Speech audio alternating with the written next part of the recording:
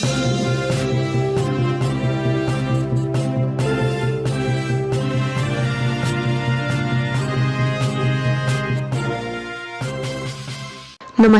आज हम लेकर आए हैं उत्तराखंड के दिन भर की बड़ी खबरें।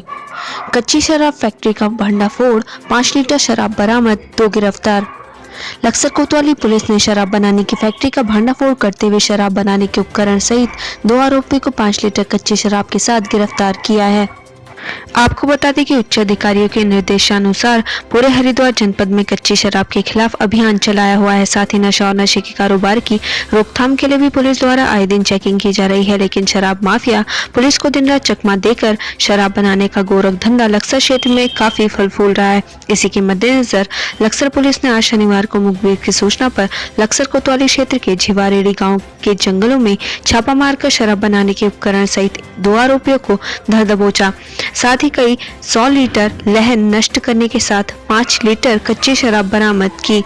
लक्सर कोतवाली इंस्पेक्टर हेमेंद्र सिंह नेगी ने का कहना है कि आरोपी को कच्ची शराब के साथ उपकरण सहित गिरफ्तार किया है। आरोपी के खिलाफ विभिन्न धाराओं में मुकदमा दर्ज कर लिया गया है और न्यायालय में पेश किया जा रहा है। पिथौरागढ़ में गुलदार का शव बरामद, घिसे मिले दांत नाखून। पिथौरागढ़ के हुड़ेती गांव में गुलदार का शव मिलने से हड़कंप मच गया। इसकी सूचना वन विभाग को दे दी गई। मौके पर पहुंची वन विभाग की टीम ने गुलदार के शव को कब्जे में लेकर पोस्टमार्टम के लिए भेजा। जानकारी मिली है कि गुलदार के शरीर पर चोट के निशान है। गुलदार की उम्र तकरीबन 10 साल के आसपास बताई जा रही है। जानकारी मिली है कि गुलदार के दांत और नाखून भी घिसे हुए हैं। वही गुलदार को देखने के लिए आसपास के लोगों की भारी भीड़ उमड़ पड़ी है। रोड की ब्रेकिंग, ट्रैक्टर ट्रॉली खड़ा करने को लेकर बड़ा विवाद, वाहनों में लगाई आग, ताबड़तोड़ फायरिंग। रुड़की के मंगलौर कोतवाली क्षेत्र लिब्बड़हेड़ी में स्थित उत्तम शुगर मिल में आज सुबह जमकर हंगामा हुआ। बता दें कि गन्ने से लदे ट्रैक्टर ट्रॉली को खड़ा करने को लेकर किसानों में मिल के बाहर जमकर विवाद हुआ। थितकी गांव निवासी कुछ युवकों के द्वारा ट्रैक्टर ट्रॉली के ऊपर खड़े होकर दहशत फैलाने का काम किया गया और जमकर तोड़फोड़ व हवाई फायरिंग की गई। जानकारी मिली है कि वहां कुछ वाहनों में भी आग लगाई गई। इससे किसानों में अफरा तफरी मच गई। मौके पर भारी पुलिस बल चीनी मिल के द्वारा बुलाया गया। नाराज किसानों के द्वारा आरोपियों के खिलाफ कार्रवाई की मांग को लेकर एंट्री गेट बंद कर दिया गया, जो 5 घंटे तक बंद रहा। कुंभ में ऐसी रहेगी सुरक्षा, परिंदा भी नहीं मार सकेगा पर। हरिद्वार कुंभ के लिए उत्तराखंड सरकार लगातार तैयारियों में जुटी हुई है। कुंभ को भव्य एवं दिव्य बनाने के लिए हर स्तर पर प्रयास किए जा रहे हैं। कुंभ में अन्य तैयारियों के साथ ही सुरक्षा का मसला भी अहम होता है। इसको लेकर भी सरकार ने सभी तैयारियां पूरी कर ली हैं। आईजी मीरा संजय गुंजाल ने बताया कि केंद्र से 40 कंपनियां पैरामिलिट्री फोर्स मिल चुकी हैं। इसमें पहले चरण में एसएसबी और सीआईएसएफ की 7-7 कंपनी, आईटीबीपी की 6, बीएसएफ और सीआरसीएफ की 10-10 कंपनी तैनात की जाएगी। केंद्र से पैरामिलिट्री फोर्स 1 जनवरी से तैनात होनी शुरू हो जाएगी। बाघों के गढ़ कॉर्बेट में वन्यजीव तस्करों की घुसपैठ, चुरा लिए 5 कैमरे, 2 जलाए। कॉर्बेट वही जगह है जहां राष्ट्रीय पशु बाघ बेखौफ घूमते फिरते हैं, लेकिन वन्यजीव तस्करों की पहुंच यहां भी हो गई है। अंदाजा लगाना मुश्किल नहीं है कि अब बेखौफ घूमने वाले बाघ यहां कितने सुरक्षित रहेंगे। चीनी मिल में किसानों ने की हवा में फायरिंग, मची अफरा तफरी।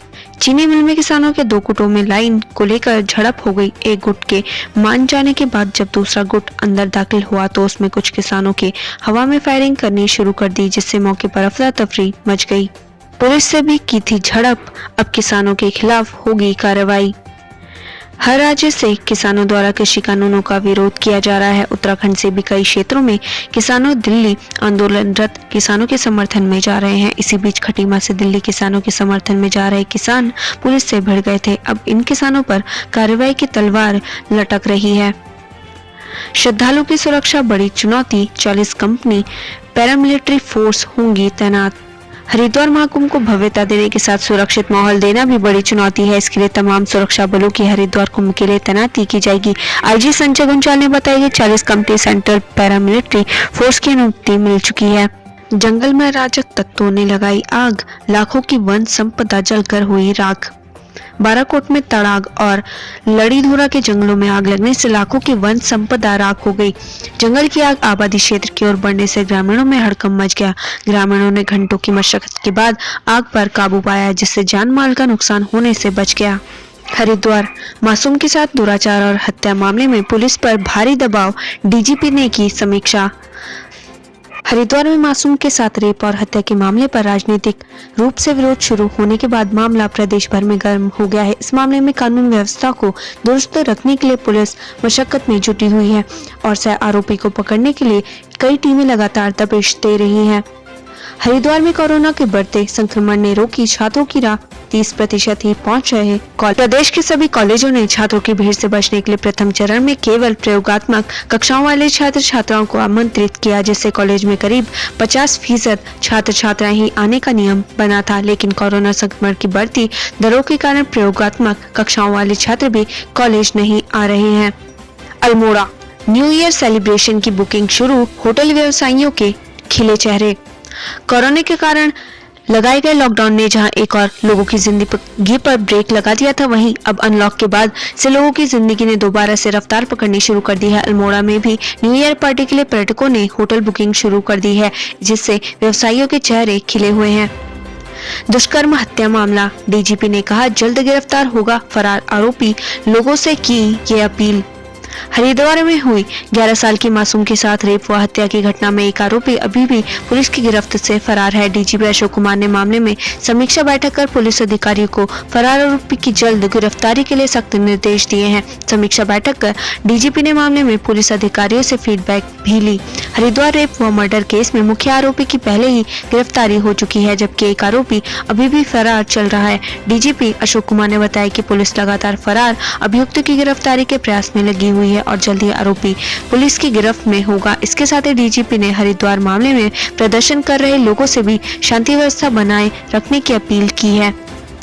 कोरोना के कारण पौड़ी जिले ने खोया डॉक्टर, एम्स में सर्जन की मौत। उत्तराखंड में कोरोना के मामले लगातार बढ़ते जा रहे हैं। प्रदेश में कुल मरीजों का आंकड़ा 88,844 पहुंच गया है। वहीं प्रदेश में कुल 1,463 लोगों की मौत हो चुकी है। वहीं कोरोना का कहर पौड़ी गढ़वाल में देखने को मिला है। बता दें कि पौड़ी में कोरोना की चपेट में आने से एक वरिष्ठ सर्जन की मौत हो गई है। इससे स्वास्थ्य विभाग में शोक की लहर है और हड़कंप मचा हुआ है। स्वास्थ्य विभाग द्वारा कोरोना की रोकथाम की कोशिशें की जा रही है, लेकिन लाख कोशिश के बाद भी मामले बढ़ रहे हैं।